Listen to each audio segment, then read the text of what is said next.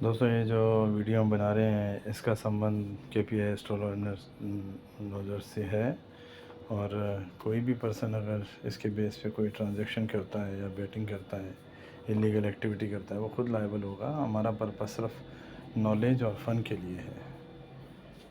तो दोस्तों आज हम ले चलते हैं आपको IPL के मैच जयपुर में RR वर्सेस MI जो आज खेला जाना है 1 मई को।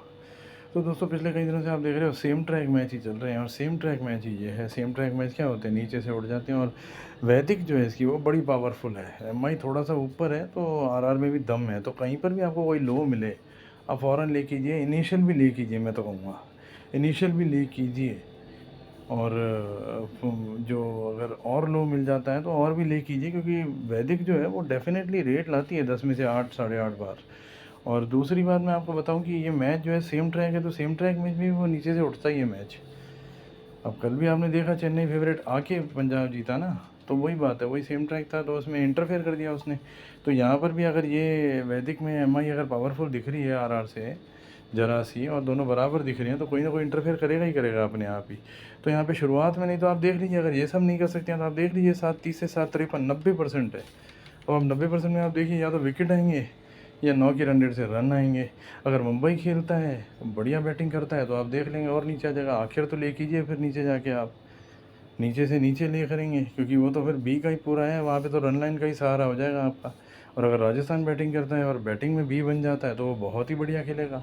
और अगर विकेट जाते हैं तो भी आप रन लाइन ले सकते हैं नॉट, क्योंकि ये 84% भी 90 की तरह ही चलता है। तो 7.5 से 9.5 तक तो देखो आप बहुत बढ़िया बी है।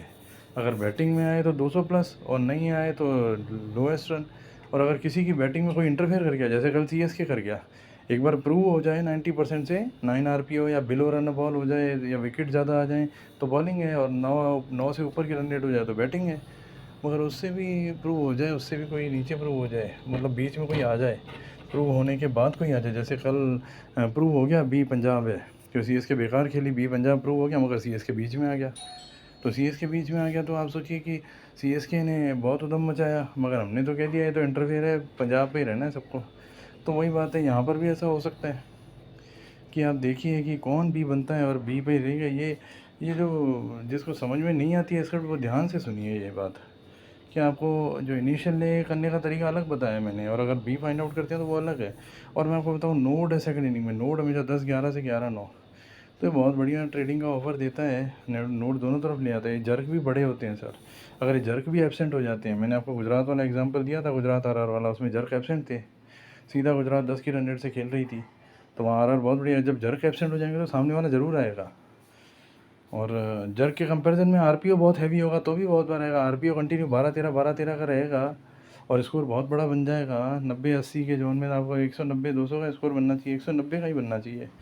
मगर 220-230 तक पहुंच जाएगा तो वो डेफिनेटली आना चाहिए उसको भी, क्योंकि उसका जोन सप्रेस हो गया है।